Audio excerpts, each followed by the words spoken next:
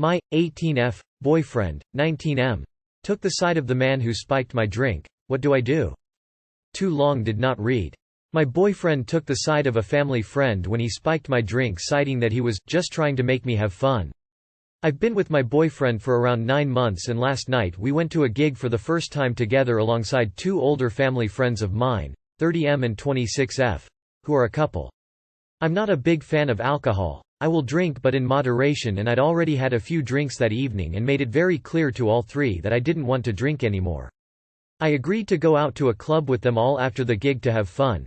I said that I needed to be home for around 2 a.m. because I have my last university entrance exam on the Wednesday. This was a Saturday and I wanted to study the following day, and didn't want to be tired. Despite me making the fact I wanted to leave earlier and that I didn't want to drink anymore the whole evening, they kept buying me drinks and trying to guilt me into drinking them.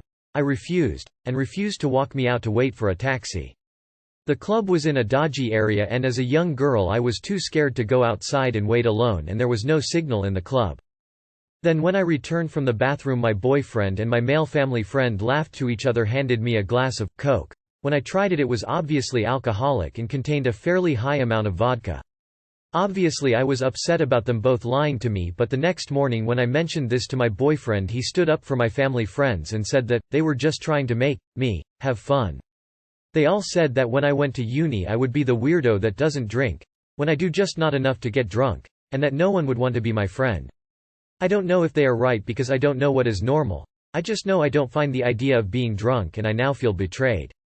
I don't know if this is enough to warrant a breakup, but even when I tried to explain how much it hurt me, he kept telling me I was overreacting and trying to flip it onto me, and how I can't say anything because I'm never on his side, and refusing to elaborate when I ask him what he means. What should I do? A 30-year-old man is spiking an 18-year-old's drinks? If he's a family member, talk to your parents, other close family. That is unhinged. Oh, and the boyfriend sucks too. That's fucked. Imagine all the other awful shit he would be okay with. Break up for sure. He does not respect your choices. He does not respect you. Dump him. He's a cunt. What they did was horrible. No one ever should force you to drink or humiliate you because you are not drinking. Your boyfriend clearly doesn't respect you. I don't drink, and I did have friends in college and beyond. They were friends who didn't drink either, or who respected that I don't drink. Be yourself. Find a boyfriend that likes you the way you are. Your liver will thank you. Mi27 Male, being insecure, overreacting to my GFs, 34 female. Note she left to our new neighbor? So our new neighbor, a male probably around 30, locked the front door of our duplex, and my girlfriend left a note asking him not to do that, or if she could let her borrow the key to make a copy. Seems innocent and is an understandable request. But she wrote exclamation points with hearts instead of dots, and said, "If you need anything, please let me know," with another heart exclamation. He wrote back on the note that he'd be more than happy to lend the key, and left his number. I've let her know I found it strange that she used hearts, and she only referred to herself living there. Am I being an insecure jerk? Edit. Yes. She said she always writes this way and assured me it means nothing. No, she did not show me the note. The guy taped it back on the door with his number and reply. I did talk to the neighbor, and he asked if she is my girlfriend. I did not yet know of the note or his reply with saying yes to giving the key and the number. He made no mention of it to me. This is a reply someone asked me to put in subtext. She is a phone guarder, sleeping with it underneath her pillow or couch cushions. And she has gone through my phone many times, as I often leave mine laying around. We do split things 50-50. I am in recovery, and I do not go out or drink.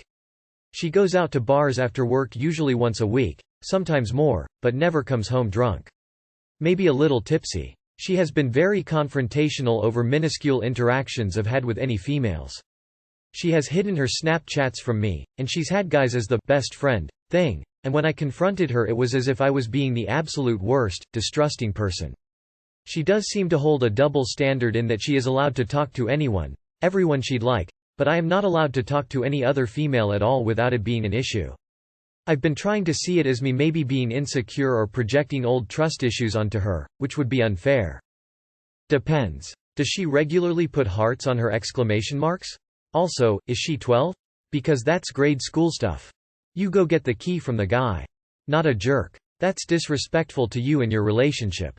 If I was the neighbor, I'd definitely think that she was into me, and if I was interested in her, I'd be planning to make a move on her.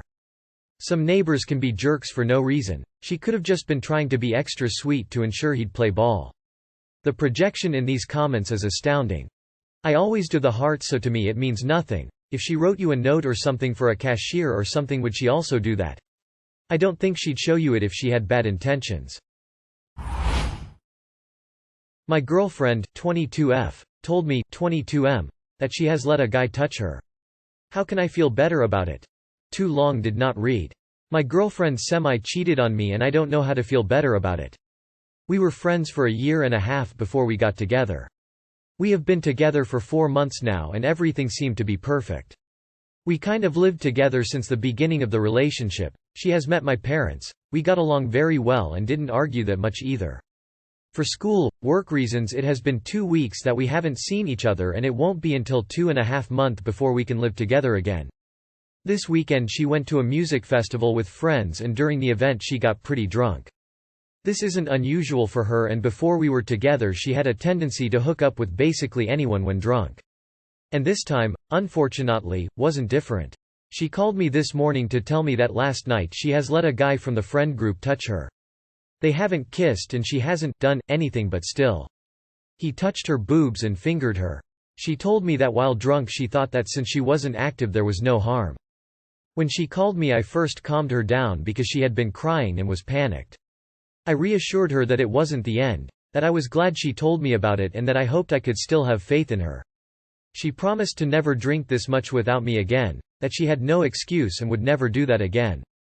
All in all, I did as if it did not affect me and I tried as much as I could to limit the impact of this event on our future relationship. But here I am, I just hung up the phone and I feel bad. I meant what I said but I underestimated how I would feel about it. I don't really know what to do since I'm pretty alone where I am right now. I'm in a different country, and I can't see her until a month. Fingering is a sexual act. Dump and move on. She drinks too much and has no self-control. She will do this over and over again. She is testing to see how much she can get away with. Drunk actions are sober thoughts. Seems to me like she's testing the limits. How far can I go before it's my fault? First, it's fingering, then kissing, then giving head and then full-on sex. Don't let yourself be played like an idiot. Take the time to make rational thoughts and make a smart decision. Plenty of women out there who won't do this when they're intoxicated. Also, it sounds like she has no self-control, which you absolutely do not want in a partner. Bro, you're 22, go explore the world. Drunk actions are sober thoughts. Even if she may be drunk, that doesn't excuse her actions. If she truly cares she would have thought about you first, and the fact she's acting like the victim in the situation isn't fair. And the fact that she thought that since she wasn't active there was no harm? Leave that girl alone and put yourself first. If you let it slip once it will continue to happen. Did she think about the relationship when she was with her guy friend? No, she only cared once she realized the consequences of her actions. Dust yourself off and focus on yourself. Leave her alone, it's not worth it, man. My 28M wife, 28F, died. My Mil, 50-something F, wants to move in to take care of my daughter, 0F.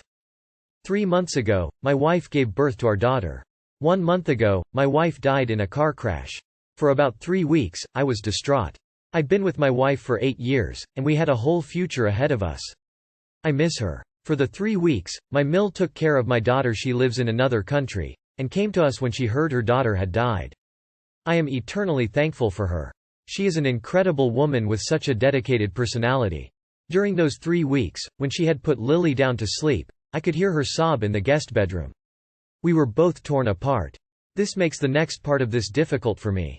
After the 3rd week, I decided to pick myself up for Lily. I thanked Mil for all the help she had given us, and I asked her what her plans were. She said she was thinking of moving in to help take care of the baby. I work a full-time job, office hours. There isn't really anyone else available to help with Lily. I do, however, earn enough money to afford a nanny. She told me that it'd be better if family was taking care of Lily, and that she didn't think I could do it on my own. I assured her we would be fine, and I love her, Mil, but I do not want to be living with her. Things grew tense, and then she told me she had to feed Lily, and went away to the guest room with her. I'm unsure how to approach this. I do not want to be living with Mil, but I do actually think things would be a lot easier with Mil present, for Lily. We could also maybe grieve together also, which could help in the long run. Should I let Mil move in? I'm confused. I'm so sorry for your and for Mil's loss. I agree that it's too soon to make permanent decisions. If Mil is either retired or can take longer leave, by all means let her stay for now, but make sure you're clear that this isn't a permanent moving in situation. Very, very clear. Also, get re-engaged in taking care of your baby when you are at home. Mil might be extra worried if she's the only one taking care of baby. Even with help, you're a single parent now.